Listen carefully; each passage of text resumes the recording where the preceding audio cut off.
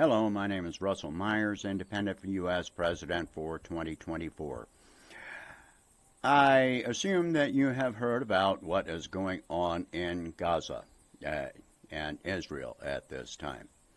So, the other day, Gaza launched a massive attack on Israel, and the main focus of Western politicians and media, the Biden administration, etc., have been on the plight of the Israelis, which I'm going to say right now, I am never, ever, ever in favor of civilian casualties, injuries, suffering of any kind. But what is being ignored is the side of the Palestinians in this issue. And that is something that has been going on for decades. But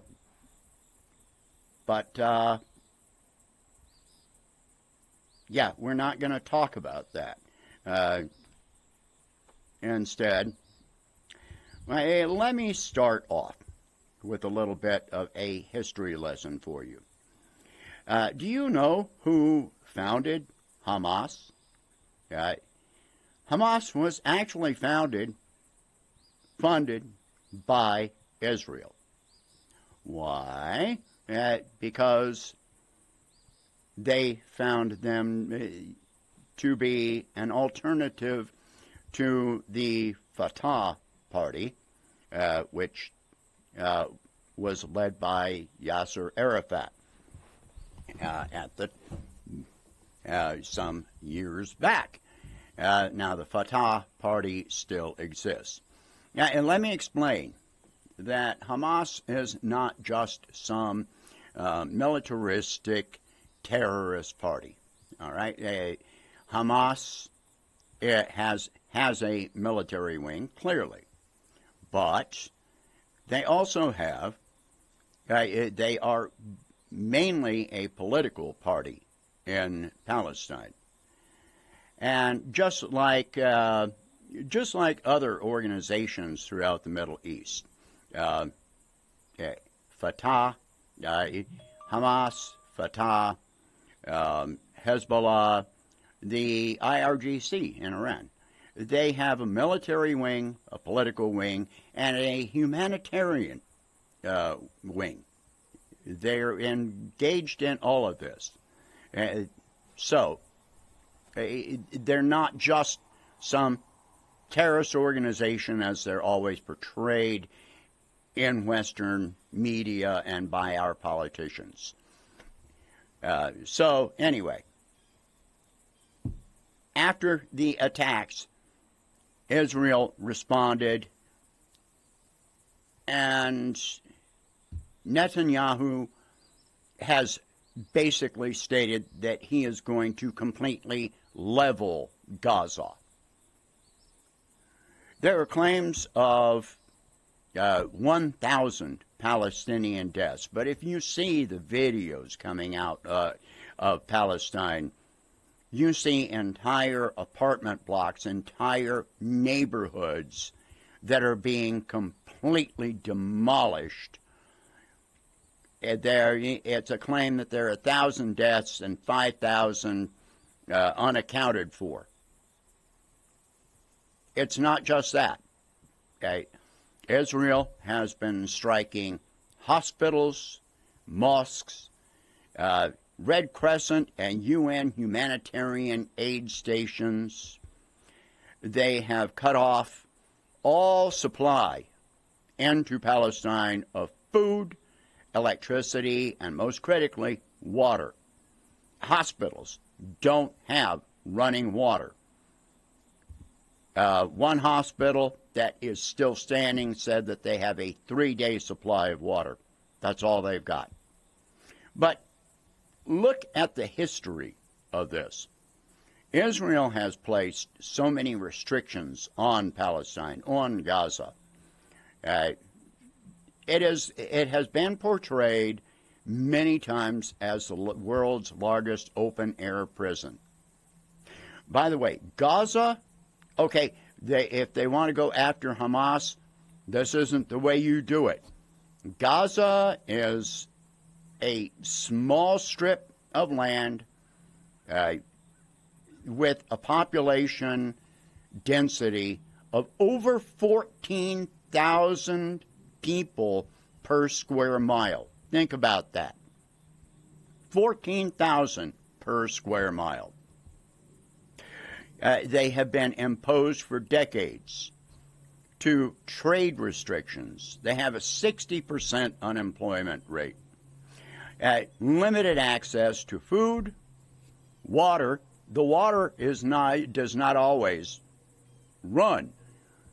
In fact, Israel will only turn the water on for a few hours, like twice a week. So there's limited access to clean water. Electricity also does not work but a few hours a day, something like 4 hours a day, which limits your ability to store food. Also limits on medical supplies, building supplies, etc., etc.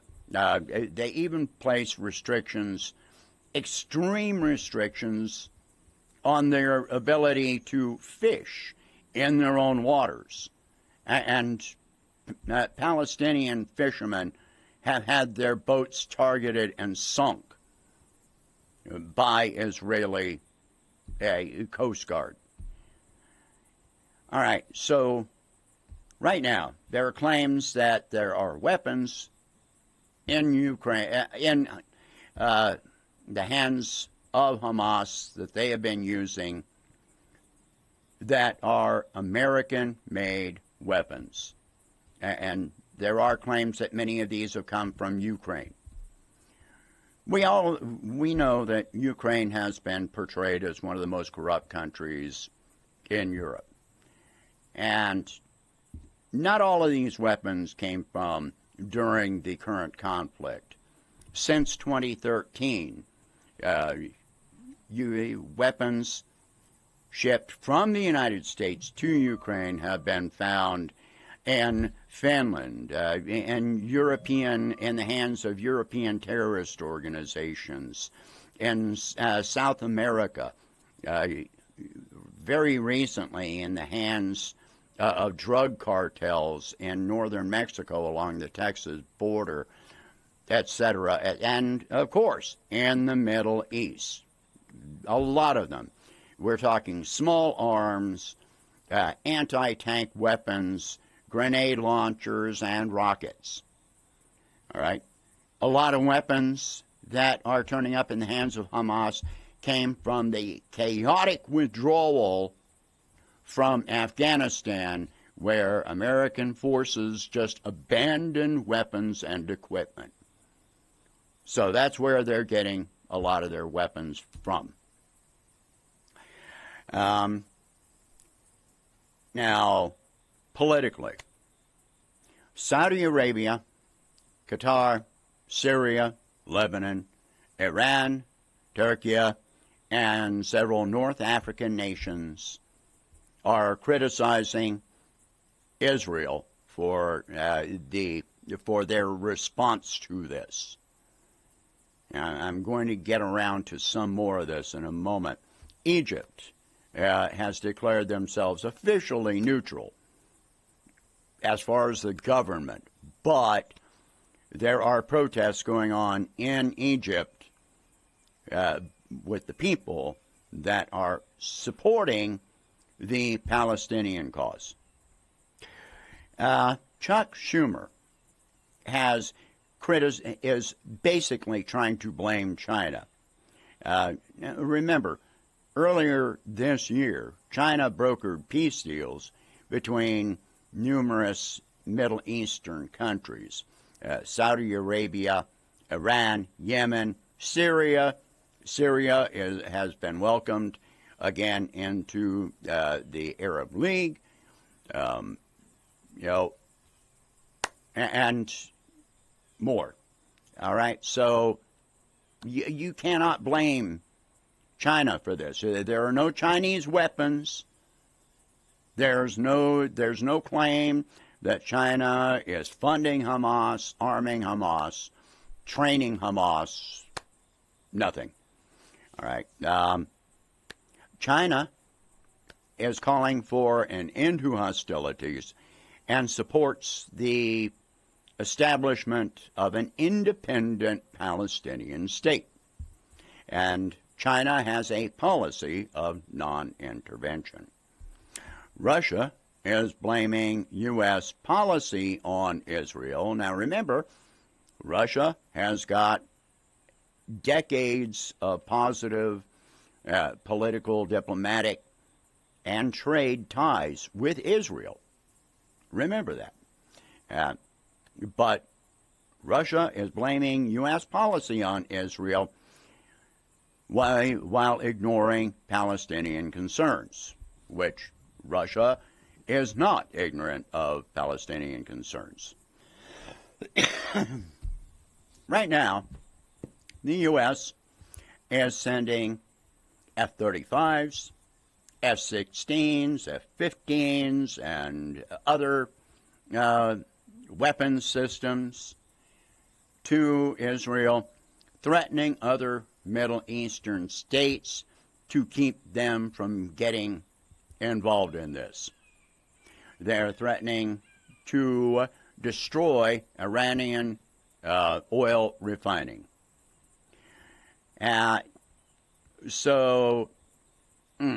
Okay, we'll get around to that. All right.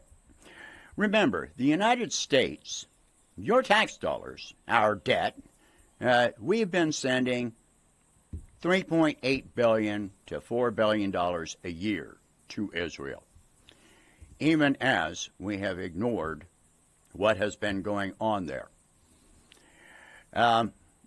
Now, Biden, since he was denied the $24 billion in aid to Ukraine, wants to combine the aid to Ukraine and Israel. How convenient. I don't think that the Republicans are going to allow that to happen. There's a claim that this happened because of failed intelligence. All right, so Israel has one of the most extensive intelligence apparatus on the planet, and they are assisted by British intelligence and American intelligence. Egypt was warning Israel that this was coming, that a large attack by Hamas was coming. What about the timing of this? So failed intelligence. I reject the claim of failed intelligence. I think that they allowed this to happen. They may have even assisted this to happen for the purpose of being able to completely destroy Gaza so Israel could claim all of that land for Israel. All right, so that is my view on it. The timing. Recently, the U.S. has been trying to engage Saudi Arabia into a normalization of relations with Israel. Well, again, Saudi Arabia has criticized the Israeli response to this. So what's going to happen from here?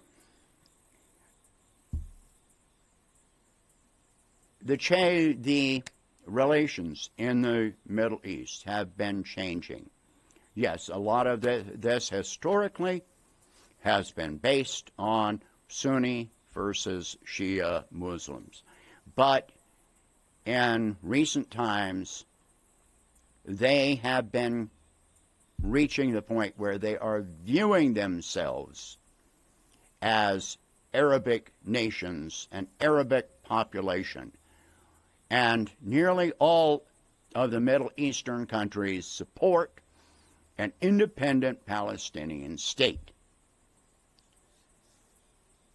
Politically, whether they've gotten involved or not, other than for political reasons, they support the establishment of a Palestinian state.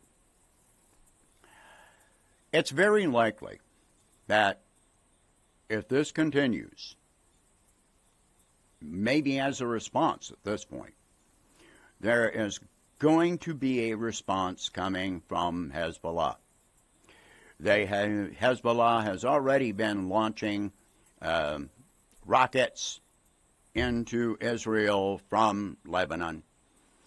And remember, Hezbollah is, at one time, defeated the Israeli military when Israel tried to invade Lebanon.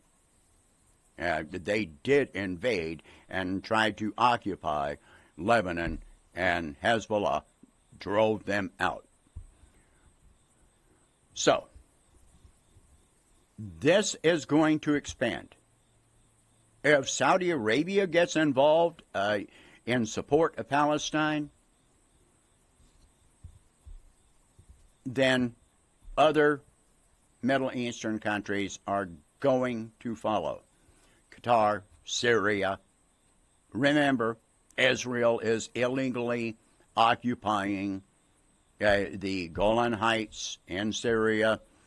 They launch attacks on Syria. So if Syria could very well respond. So Saudi Arabia, Lebanon, Qatar, Syria, Iran, Turkey, North African nations. If Iran is attacked in some way for this, they can shut off the Strait of Hormuz, which is where most Saudi, Qatar, United Arab Emirates, all of their oil flow through the Strait of Hormuz. So this would cause major energy disruptions across the world. And some people, of course, some people are going to say, well, that won't affect the United States. We can provide our own energy, but actually that's not true. We are no longer an energy, well, I guess we are at this moment, a net exporter of energy. But oil is while it is one of our top 3 exports, it is also one of our top 3 imports. Keep that in mind.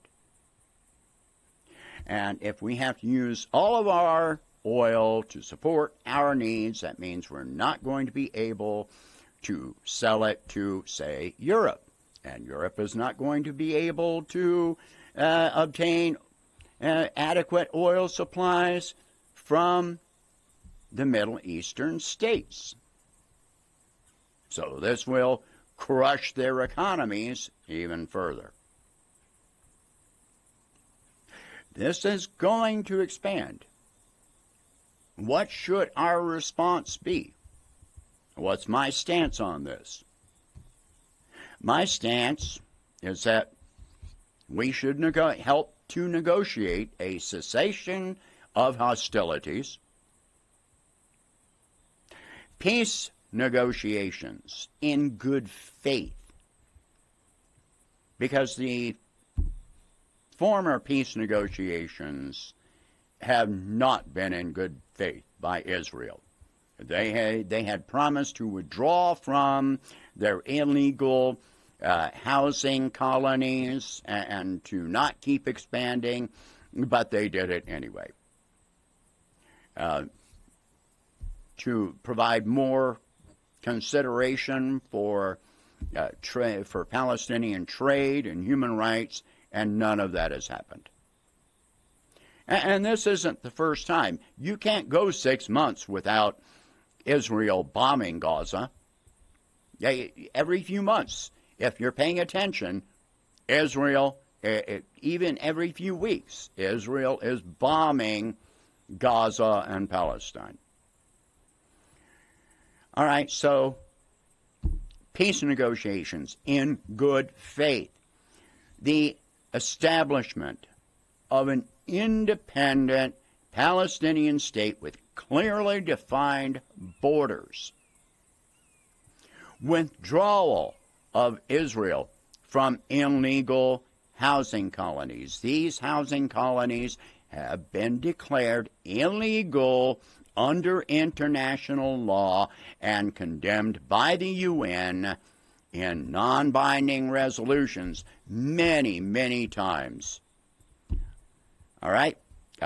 Lifting of trade sanctions on Palestine. The restoration and increasing of humanitarian aid to Palestine. And the assistance to rebuild. This is the only real path that should be followed for this. This is the only hope of peace in the Middle East. But we have to always remember the U.S. policy on Israel has been intended to keep the Middle East destabilized.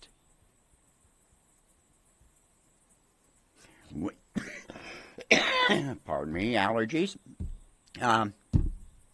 We need a president that understands these things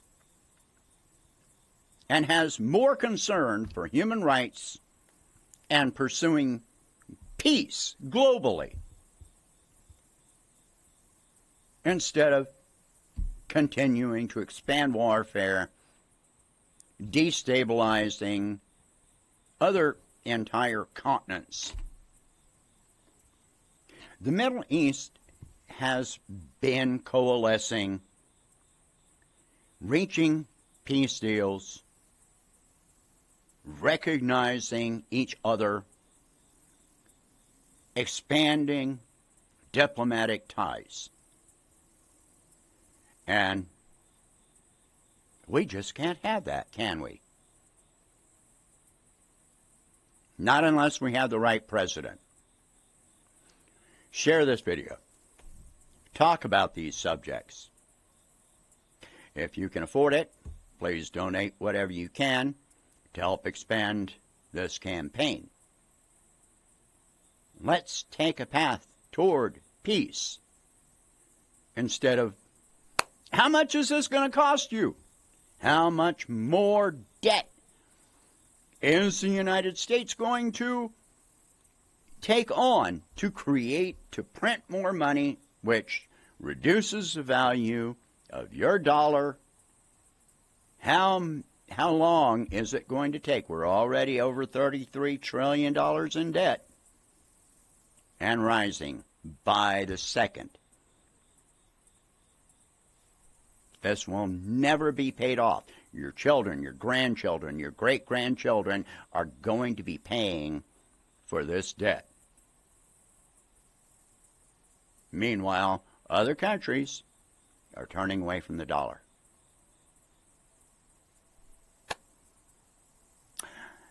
Do you think that bombing Gaza is going to make friends in the Middle East? Watch some of the videos of Palestinian fathers carrying their dead children, which I have seen.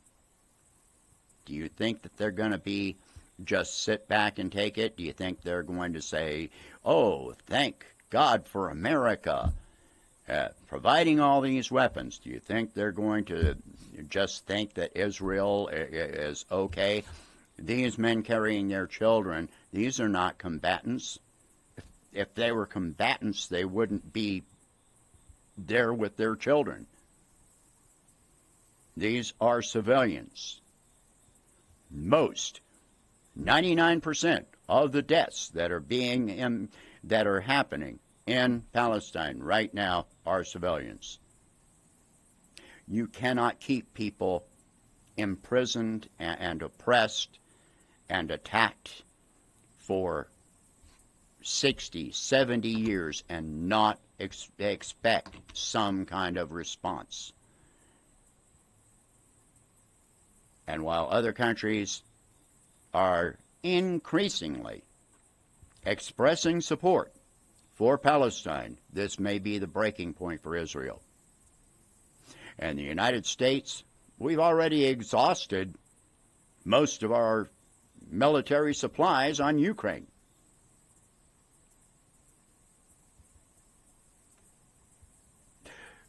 Europe doesn't have any more military stocks to spare. So the timing of this is critical in many ways, beyond what I have already described. All right, again, share this video. Talk about these subjects. This could be a lot longer. This video could be a lot longer.